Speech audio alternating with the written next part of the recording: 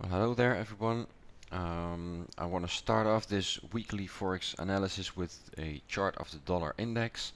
Yesterday I did a video on gold and silver and copper, etc., all the metals. So that's the first analysis you got for this week. And this is the chart of the dollar index. So yesterday when I made the video, we were at this red bar here. So I pointed out that we actually broke out of this long term range that has been going on for the dollar index, and that to me was a something to consider in your positions for gold or silver, because it's all traded against the dollar. And of course the same thing goes for the forex pairs. So we did not close the week outside of the channel, so this could have been a fake out, and we made a close inside the channel. So this is not yet a complete breakout or whatever it is, but from here on out, since we finally since price finally managed to push through this level, it is interesting to see what happens from here on out. So first things, I want to see what happens when we move into this trend line, and the second thing is what happens if we move into this resistance area over here. So that's the first thing I want to take a look at. Also, it's the end of the year, so I'm not expecting, it's just 1 week and then it's Christmas. So Christmas is right in the middle of the week this year.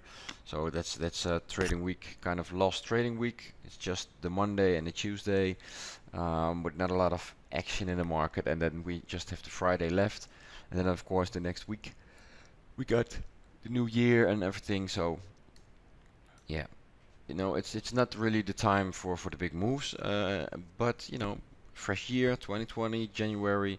Let's see what happens from there on out. But this is I just want to point out that the dollar index is did actually kind of break out. So it's interesting to see what we get from there. Then what does that mean for the euro dollar, for example? Well, like I said last week, this was the support, this was the resistance, so we are actually kind of stuck in a range. That is in fact still what is happening, even though yesterday, if you were behind the chart, so you were trading the lower time frames, you could have been thinking that price broke out of this range, and well, eventually didn't happen. We have this huge pin bar, and actually price is now dropping back into that channel again. So yeah, well, it's not really ranging. It's still ranging. So looking at it from a 4-hour perspective, this was of course a bullish move within the channel. We have now this fake breakout, but still supports, and this is also a level where price did react already. So maybe let's put it on the chart like this. So we have this support level over here, we have this support line, so it's too early to call this a reversal. That's not the case as well, but we did not manage to push through. So we're actually at a big resistance level, followed by, chased actually by this support trend line and support. So it's in this kind of range within the range. So to me, I really want to see a break of this trend line, and preferably of this support, and then see what kind of structures we form to say, okay, we're gonna go to the downside again, but more likely we're probably gonna see a bounce from here, and we're gonna see another attempt to move into this resistance and maybe break it. So if you wanna, sometimes I get the question, like on the daily, yes, this is you pointed out in your video that this is a range. Well, okay, but in a couple of days this trading week starts. Should I buy? Should I sell? It's not just a question of someone who doesn't have a trading system, to be honest, but it's also I get the question a little bit. And I do want to help. So my first advice would be, make sure you stop trading first and you create a trading system, so you don't have to ask those kinds of questions, because sooner or later you're gonna get it's gonna cost you some money. But if you do want to do something, if you feel necessary that the euro dollar is the thing you're trading in, if the euro dollar is something you want to take a trade in, then I hope you get the picture in these videos, of course, that this as long as price is above this support and this trend line here, then I would consider taking a long looking at this chart, and I would also consider taking the profit already when we're up here. So that's the whole reason why I would, when this continues to move, and for example it finally breaks, I would rather take on a trade from the 116 back into the 102, because it's a bigger move with more risk reward, and you know that's the whole thing. But if you do really want to force a trade, I would stay within the safe zone and, you know, get in above the 11s, make sure your stop is in place, and then get out at the you know, at this resistance level. But that's too much of detail maybe, or maybe you appreciate the detail. That's also possible. But let's continue through these charts. Well, finally, talking about ranges, this has been a really big range where you can see it in my previous lines that I drew. I quite took some trades here. But for now, it kind of seems like price fell down and broke out of the channel. For days, this was kind of the whole week. The US dollar Swiss franc was fighting, the bulls and the bears were fighting to break lower or to move back into this channel. At the moment, it has kind of moved back. So to me, this is not something, again, I would trade really. Let's see what we got on a 1 hour chart. Yeah, to me it's just if we really take out these lows and we continue to move lower, I would wait for a bigger pullback and then start trading the new channel. But for now, I am still seeing an opportunity that this will one more time move back into this channel. It's the entries are kind of hard this week, to be honest. This of course looked like we had, I pointed it out that this was kind of a choppy move, but we did an attempt as well to break this trend line. Price failed and fell back into this channel. So actually you can look at this from two ways. What will happen next week? Will all these dollar related pairs do another attempt to break out of these bigger structures and really start moving in the opposite direction? That will mean that we get the beginning of a bigger move. Will start at the end of 2019, and in 2020 we are you know, could be a great start.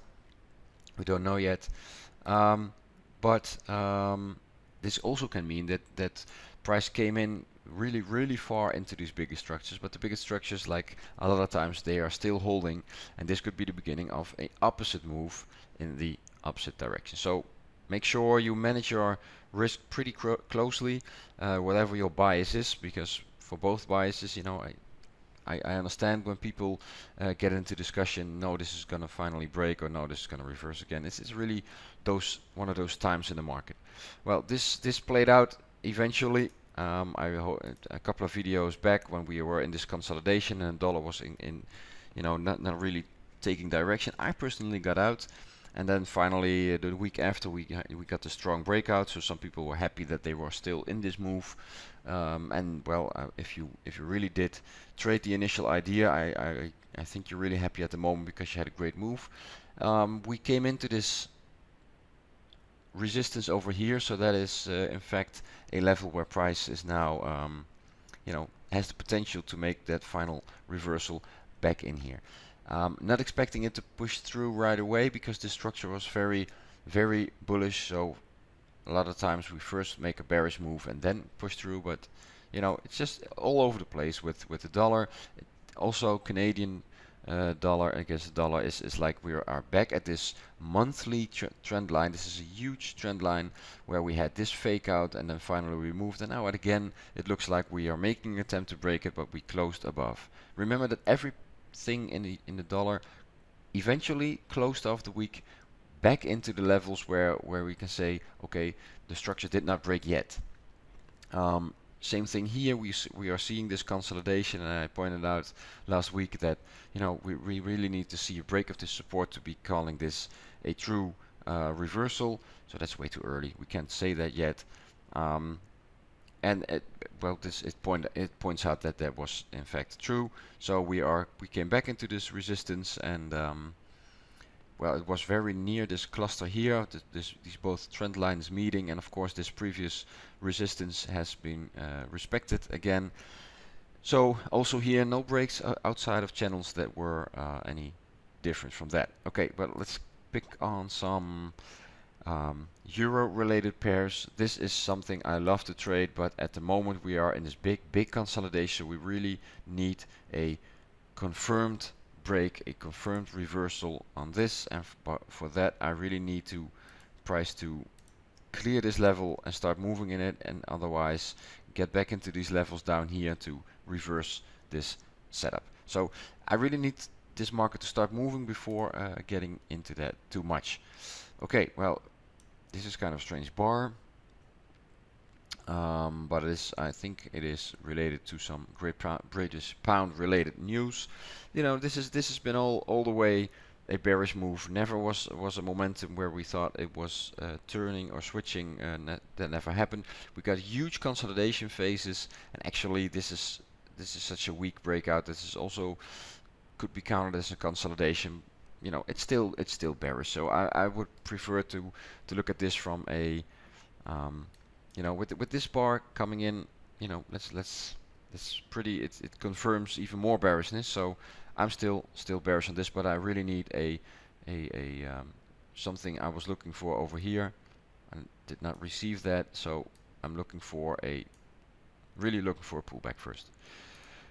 Australia still consolidating, not interesting to me. This is a beautiful chart, but I would re-enter this as a swing trade once we make a serious pullback, and then there's more room. And if this doesn't happen, you get the picture by now.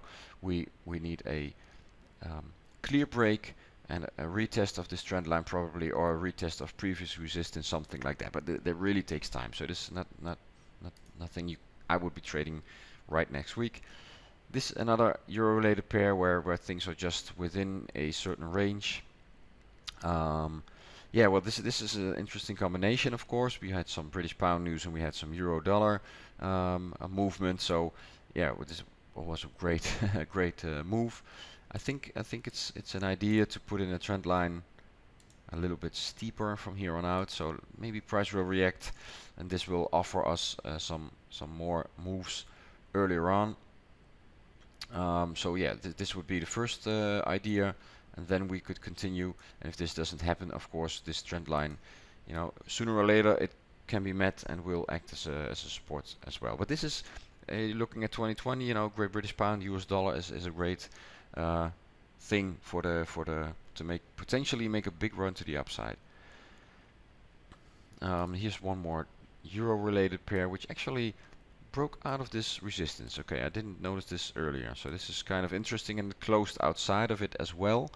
So maybe this trend line will be the beginning of a new channel like we saw over here.